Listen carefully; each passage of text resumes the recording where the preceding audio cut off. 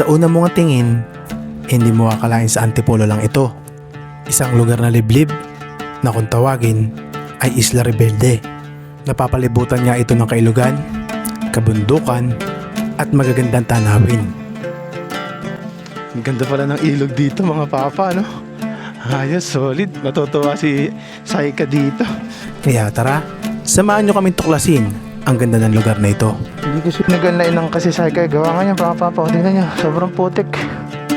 Medyo palalim kasi ito. Ewan ko kung nabibigyan ng hostisya ng camera ko.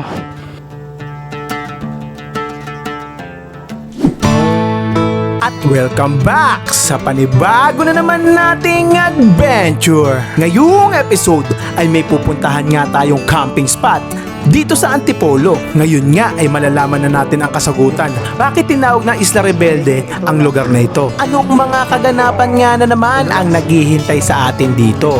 Kaya tara, samahan nyo kami sa panibago na naman nating adventure.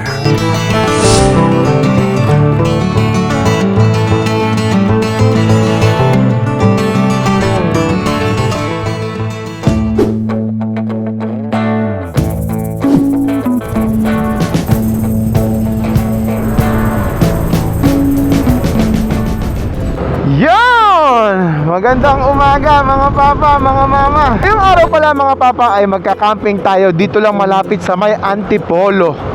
So yun, ito ay tinatawag na Isla Rebelde. So bakit kaya Isla Rebelde ang pangalan nito, no? Curious din ako eh.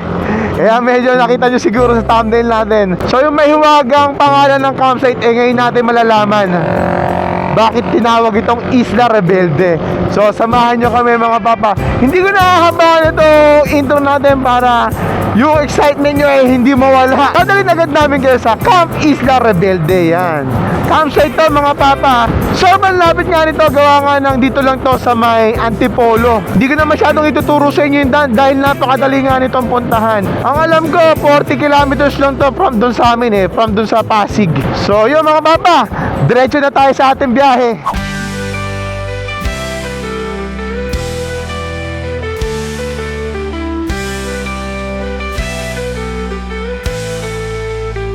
Tumakbo ang makina, singin ng hangin sa bawat ikog, puso'y humihingi ng mga motor.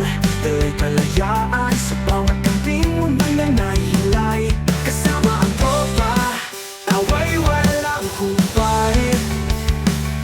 Kape sa umaga, sa ilong naglalakbay. Let's go! Sa bundok at gubat, sa ilalim ng bituin, puso'y lumilipad. Kalma sa hangin, laya sa daan. Kulong na pakpak, kami nilalaban.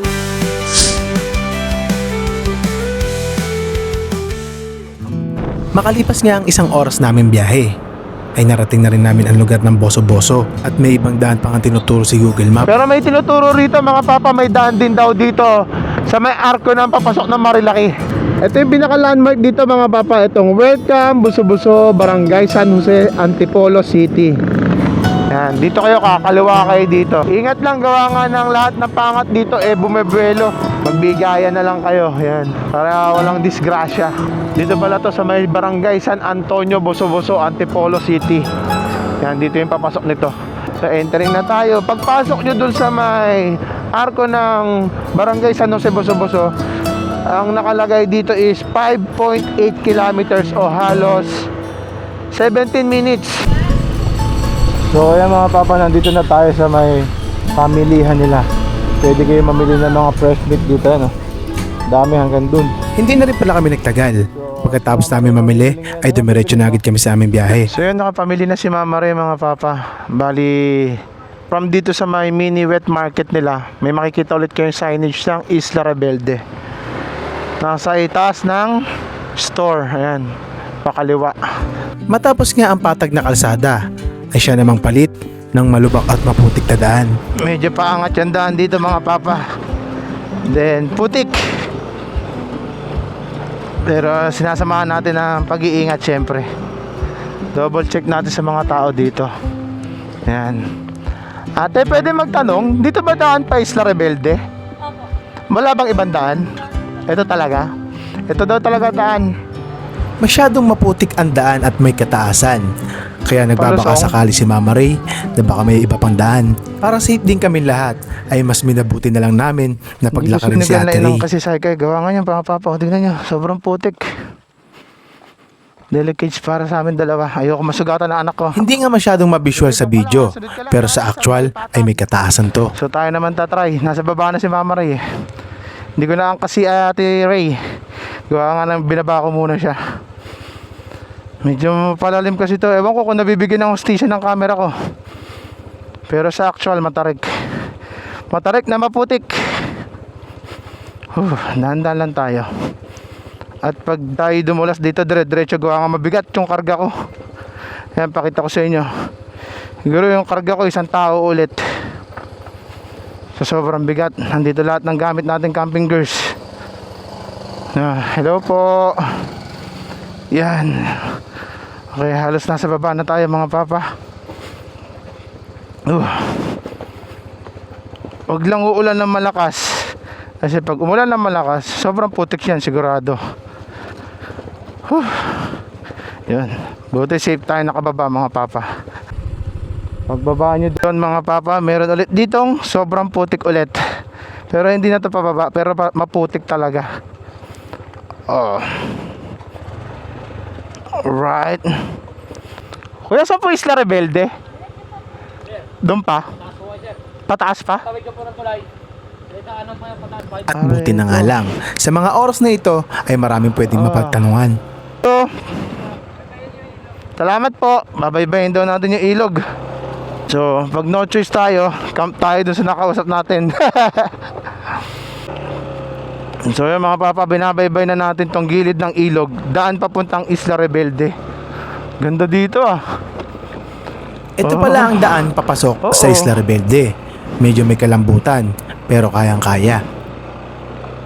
Yan na, bumabaon na tayo. Yan, angat tayo dito. Malambot talaga. Ito ang tatawirin. Sukatin muna natin kung gaano kalalim. Nandito na tayo mga papa.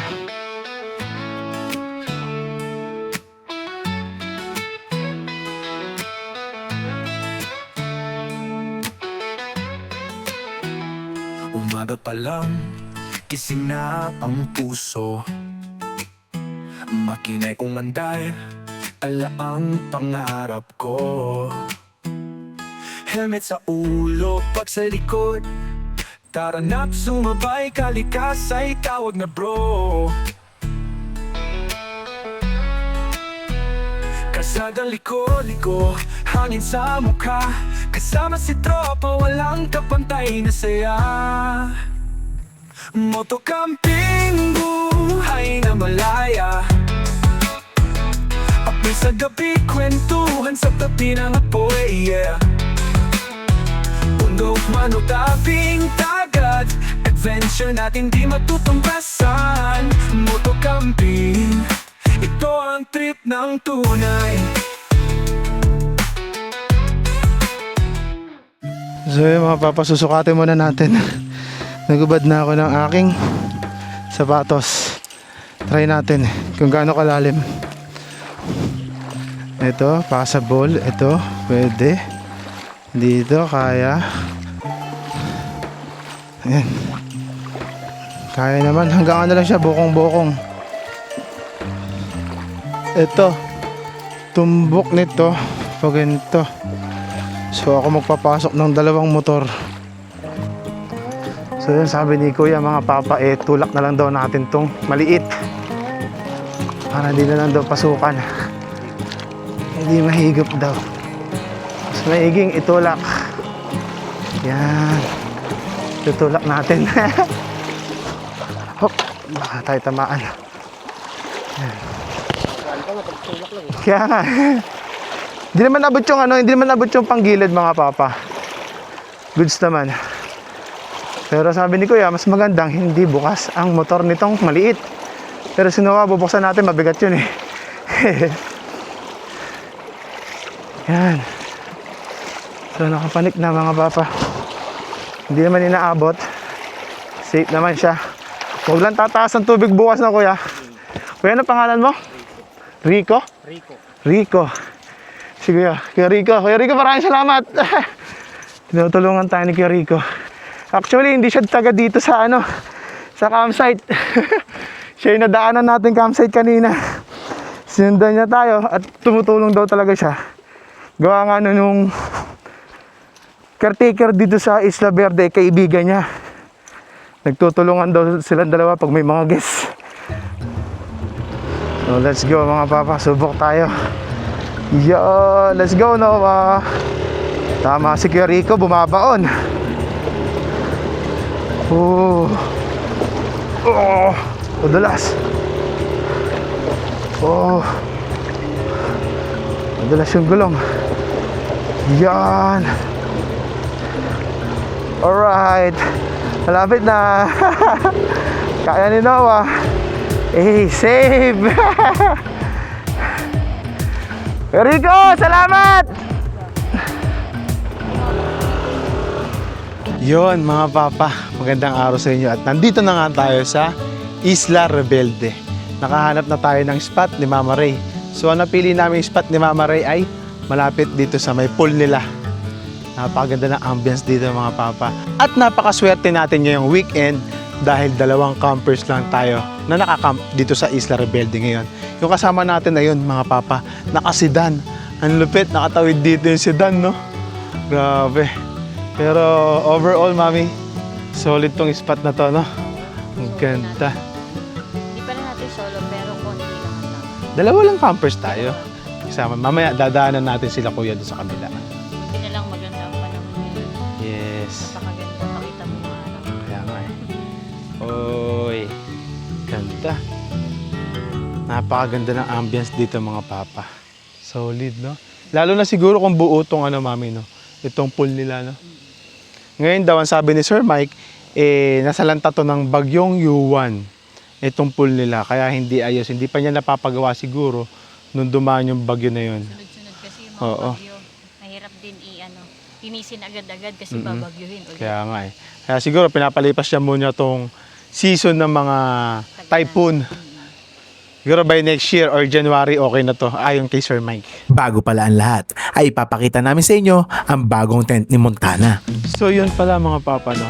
Ang gagamitin pala nating camping tent dito sa Isla Rebelde ay itong bagong tunnel tent ni Montana Outdoors. Yan mga papa, grabe. Unang-una sa lahat nagpapasalamat tayo kay Sir Boscoy ng Montana Outdoors. At tayo ang pinakaunang gagamit nitong Montana Tunnel Tent. Yan. Mami, happy ka ba? Yes! So yun mga papa, ipapakita namin sa inyo kung paano i-set up to at kung gaano kaganda to. Tara!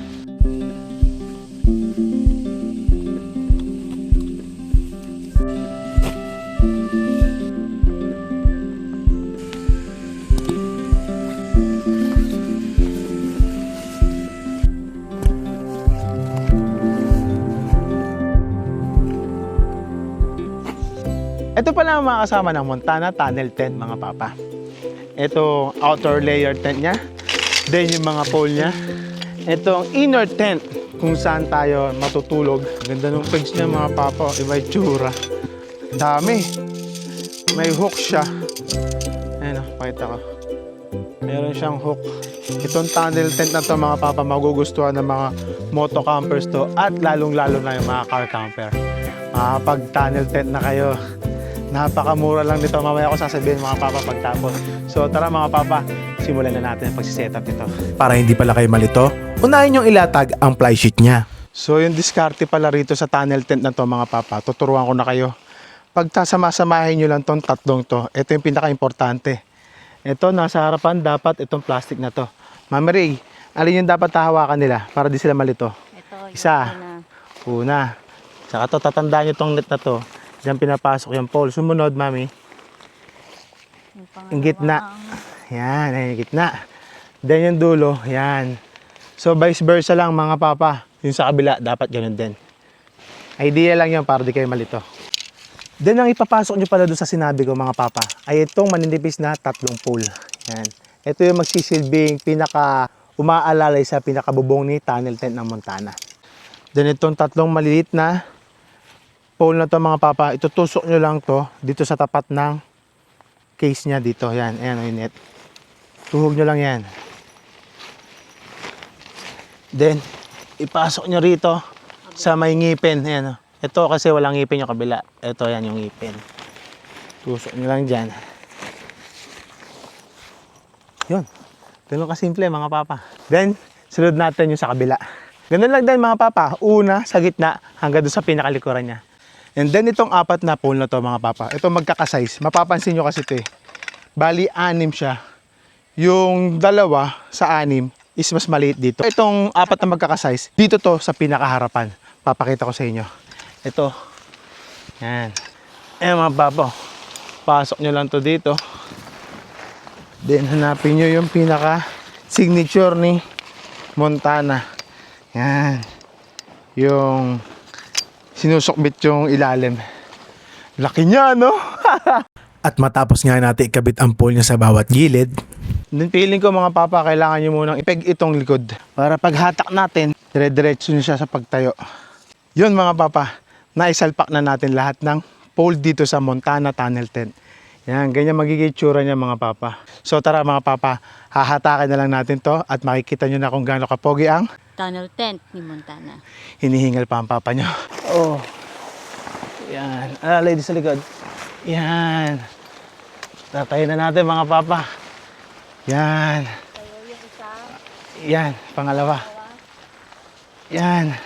Then yung pangatlo, hatakin na natin. Alright. Wow. Pogi.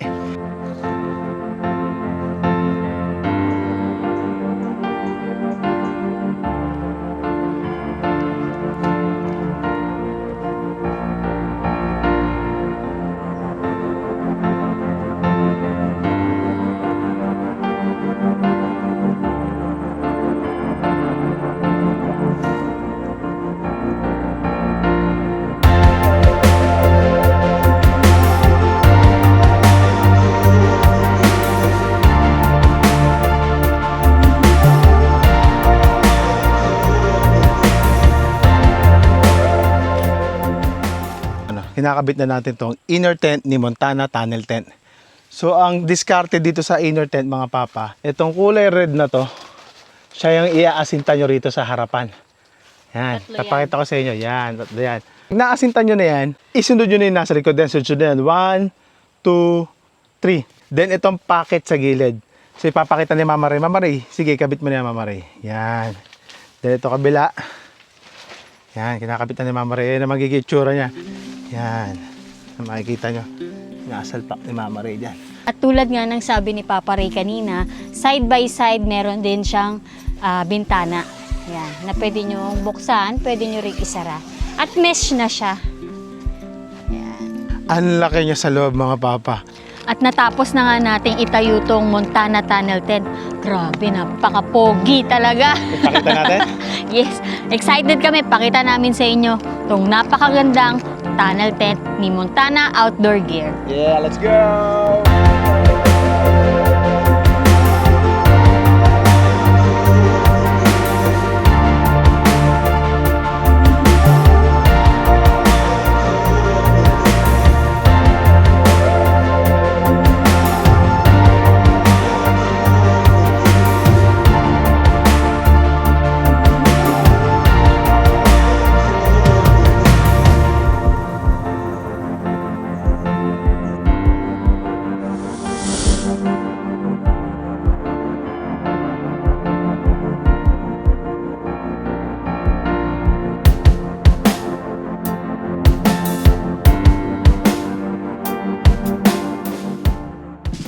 At ipapakita nga namin sa inyo itong Montana Tunnel Tent. Tara mga papa, para mas makita nyo ng buo itong kabuuan itong tunnel tent na to. Napakaganda lang nito mga papa. Gawa nga ng ito, may awning sa front kung nakikita nyo. So sa kagandahan pa dito mga papa, kahit umulan, meron siyang side awning kabilaan. Pakita mo Mama Ray. Yan. Tapos ito yung simpleng setup namin dito. Lamesa, then upuan, then hanging kitchen, then yung ano natin doon, top box natin doon na nasa likod. Tapos ito mga papa, pwede mo palang buksan yung side by side awning niya. Pero ang ginawa namin, itong side lang na to ang binuksan namin. Yan, naaangat din to. Pwede rin kayong tumambay dito para hindi kayo maulanan or mainitan. Pasok naman tayo dito mga papa. Ito mga papa, tulad nito, itong nasa kabila, na iaangat mo rin to kung may dala ka pang extra pole. Kung ayaw mo naman iangat, meron siyang mesh na nakalagay dito para hindi kayo lamukin. Ganun din dito mga papa sa kabila, may mesh din dyan. Kung ayaw nyo silang ibaba, may zipper na rin siya. Then nakagandahan pa dito mga papa, mama rin dito ka. Pag ibinaba natin tong front awning, meron siyang ganito, pakita ko sa inyo. Halimbawa, nakababa na tong front awning. Wala kayong makita dahil malakas yung ulan. Pwede mo itong buksan. Pak, parang kotse lang, di ba? Oh, ayan, oh. Instant light or viewing sa labas pag nakababa to. Halimbawa, nakababa lang. Tapos pasok naman tayo dito. Itong pinaka-inner tent natin, itong tinutulugan natin, tingin ko kasya dito ang 4 hanggang 8 katao. Depende sa inyo. Then ito, may side pocket, 1, 2, 3. Pwede mo paglagyan ng susi, relo, suklay, or mga sa gadgets mo. Then meron din siyang mesh. Pag mainit ang panahon, mesh lang ang isarado mo. Then kung malamig naman, ayaw mo makita, gusto mo ng privacy, pwede mo siyang takpan nitong pinaka-cover niya ng inner tent. Ayan ang pinakakabuang setup namin dito sa loob mga papa. Itong sukat pala ng inner tent ay may sukat na 240 cm by 220 cm by 175 cm. At ang kabuuang sukat naman nito pang labas, 480 by 260 by 195 cm. At ang materials nga nito ay 190D Oxford na may PU 3000 mm. Ang ibig sabihin mga papa, pang matindihang ulanan to.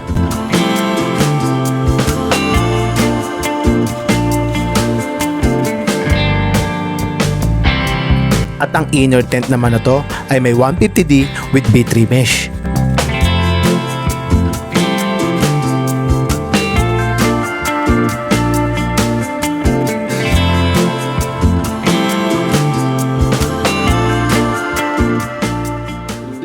Matapos nga nating maihanda ang ating tutulugan na tent, ay naghanda na rin kami ng aming hapunan.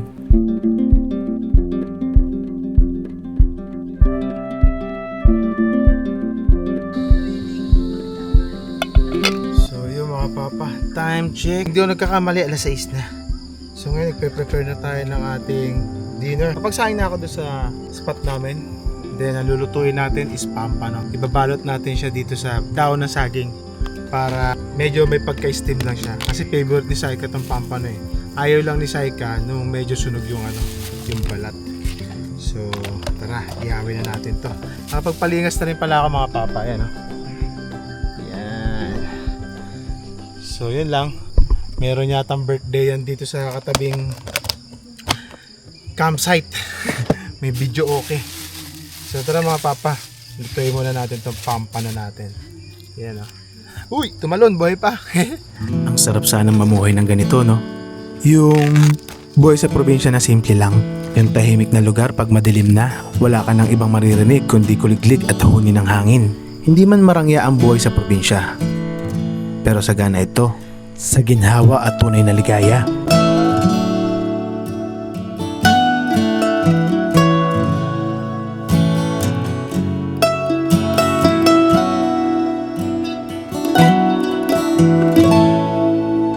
At matapos nga namin makapaghapunan, good evening mga papa At mga mama. So yun, tulad ng naipangako namin sa inyo kanina, na ipapakita namin sa inyo ang buong detalye nitong Holy Land Lark A1. Yan. Tama si Mama Ray. Mga papa, ito, walang bias. Sasabihin ko na agad sa inyo. Napaka-solid nitong Lark A1 by Holy Land. Naririnig nyo naman. Ayan, gamit na namin ni Mama Ray. Oo. Wala tong noise cancellation. Wala pang pa, noise no? cancellation yan. Ang maganda dito sa Lark A1, meron na siyang 3 noise cancellation. Yan, ipapakita namin sa inyo ni Mama Ray. Yan. Pero itong naka-off pa yung noise cancellation, medyo may maririnig pa kayong... Nagbibideo okay. Oo. So baka marinig eh.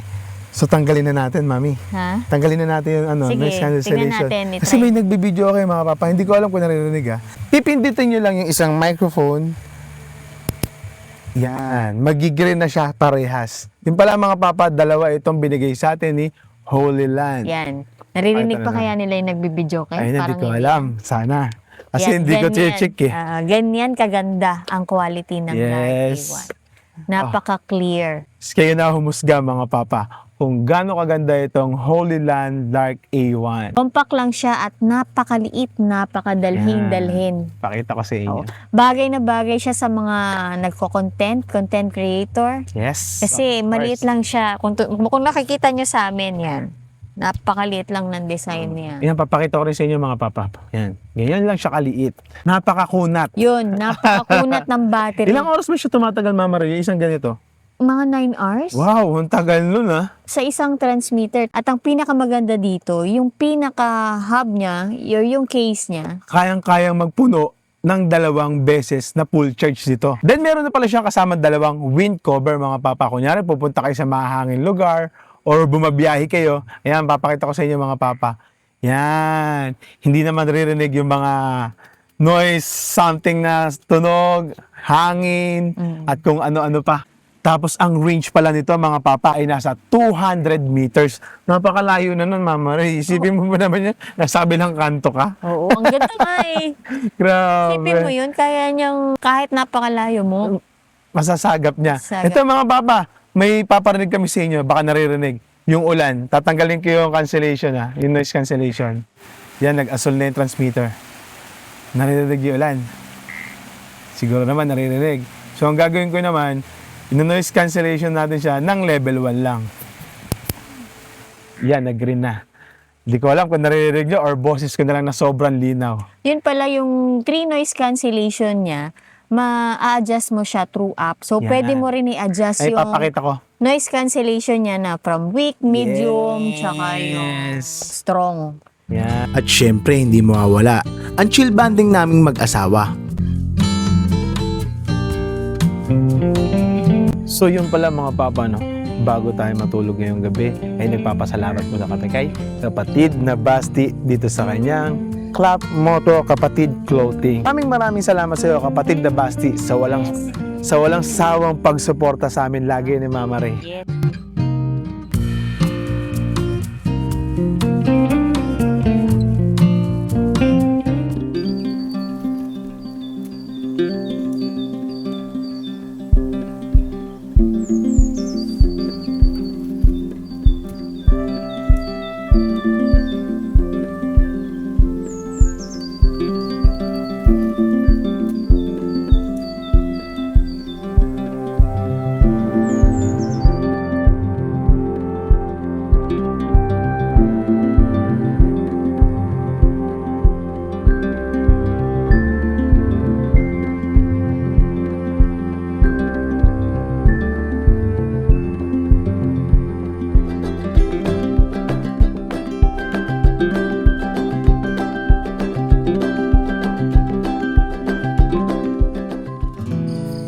Good morning mga papa. Magandang umaga sa inyong lahat mula dito sa Isla Rebelde. Yun doon, banda doon, may fog. Sa kabila. Sarap na umaga dito, ang lamig. Pati bandang mga alas 12, pagpatak ng alas 12 or alas 11 mga papa. Sobrang lamig dito. Paano hindi magiging malamig? Napapalibutan tayo ng puno at kabundukan. May tubig pa sa harapan natin. Bermuda grass pa yung sahig. Sarap na umaga dito. Tulad sa mga papa, ang dami pang hindi nakakaalam dito or ang dami nag-aalangan pumunta dito sa lugar na to. Pero nung napuntahan ko naman, nakita ko yung daan. Passable naman eh. Mostly naman kasi ng mga pinupuntahan natin campsite na ganito or iba. Halos ganun din naman yung daan. medyo negative lang yung ibang nakikita ng ibang campers na gustong pumunta dito, kaya nag-aalangan pumunta dito. Pero para sa akin mga papa, kayang-kayang balikan to. Nakapasok nga yung motor ni Mama Ray, ang lit-lit na motor ni Mama Ray, si Snow. Oh, andito sa loob, si Snow. Yun oh. Di ba? Hanggang dito lang naman yung tubig, hanggang bokong-bokong lang. Pero nagawa namin ng paraan. Tama si Kuya, ano ang pangalan na nakalimutan ko, tumulong sa atin, taga-kabilang campsite. Huwag mong i-start, ipasok mo. Okay, nakapasok, umaandar din. Ngayon nga lang, tsempuhan nyo ng walang ulan. Tingin muna kayo sa WeCamp, ayan. Bago kayo magpunta sa campsite ng Isla Rebelde, check muna kayo ng weather sa WeCamp. Para malaman nyo kung maulan, yung 2 araw o yung 3 araw na i-stay nyo rito sa Isla Rebelde. Yan. Download kayo yan mga papa. Available na sa Apple Store at sa Android. WeCamp lang malakas. So yan, balik na tayo mga papa. Siguro, gawa muna tayo ng ating almusal bago tayo magpatuloy sa ating pag-iikot dito sa Isla Rebelde.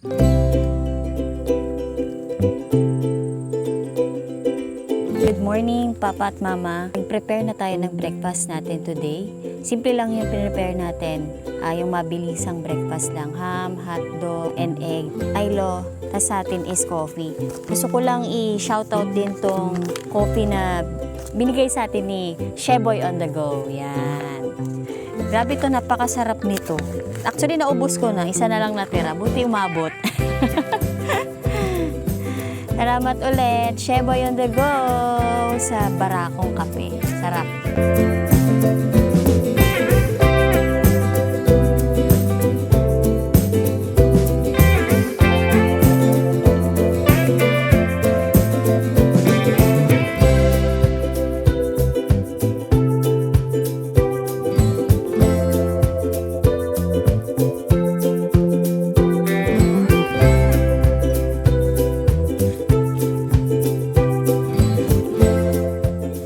So yun, good morning mga papa.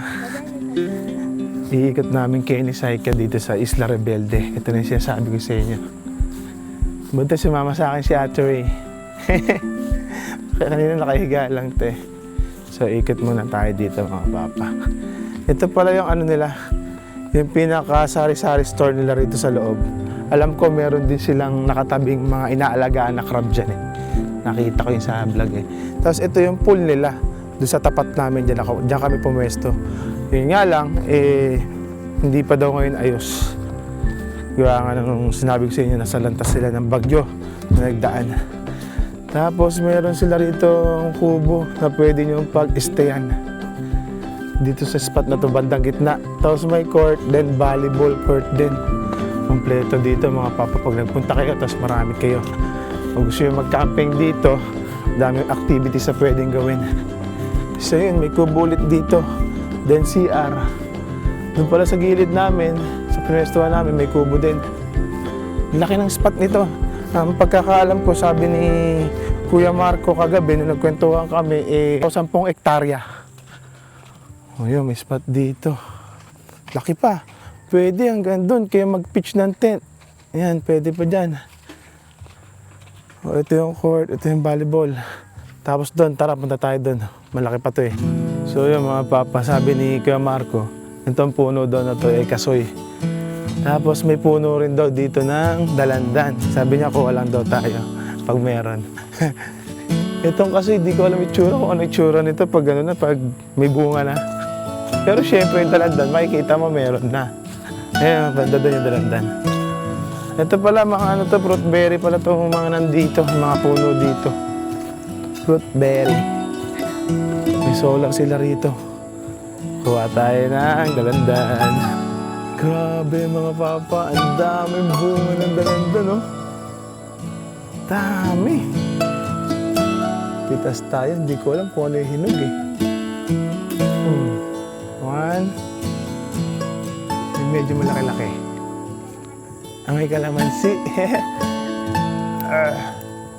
Puli natin to. Bango. Hawak. Ito medyo malaki-laki din. Tapos pakita ko pala sa inyo yung yung CR dito. Yung sa may bandang kaliwa pagpasok nyo. Ito yung CR dito mga papa. Ito marerecommend ko. Pwede sa Masaylan to. Yan. Ang sabi ni Kuya Margo pala, bawat sulok ng campsite ay merong CR. Tapos dito sa may pinaka main store nila, may isang CR, napakaganda din. Ito, 4 na pinto dito, ladies, boys. Yan. May isang rito, CR mga papa. May bidet, may shower, may mga sabitan, may lababo, may bowl. Diba okay? Oo. Maayos ang CR nila rito mga papa. Oo. Ang kagandahan pa dito mga papa, napakalakas ng source of water nila. Hindi kayo mahihirapan. Dito pwede pa pala mag-pitch dito. Oh, ganda ng ground oh. May ground dito, tapos may kubo, may kubo. Yung pala mga papa, may ino-offer din sila rito pag ayaw nyo mag-tent. Meron silang ino-offer na accommodation dito, may maganda silang kubo, yan oh.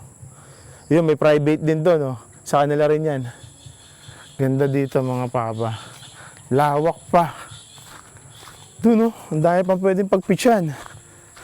Pakita ko sa inyo. Yo, hanggang doon pa, pwede mong pagpitchan niya mga papa. Hindi na natin pupuntahan yan. Napakita ko naman sa inyo eh. Tsaka ito sa drone shot na lang kung gaano kaganda. Tapos doon sa mga nag-aalala magpunta dito, motor, sedan, pick up, lalong-lalo na 4x4, di ka mag-aalala. Tignan nyo dito, may kasama kami sedan. Ayan, mga taga QC daw sila, nakausap ko si sir. Nakasedan lang sila, pero nakapasok. Huwag kayong mag-aalala pumunta dito sa Isla Rebelde, kayang-kaya naman ang sasakyan. Isipin niya, kasabay namin kahapon. Ayos. Pakilala ko sa inyo yung may-ari. Ito. Si Bossy, yung isang kasama nating campers dito. Sir, ano pangalan mo, sir? Gian, ito. Sila may-ari na na sedan na nakapasok dito, sir. Nice to meet you po. Ito, si Kuya Margo, siya yung caretaker dito. Tama Kuya Margo, no? Yan.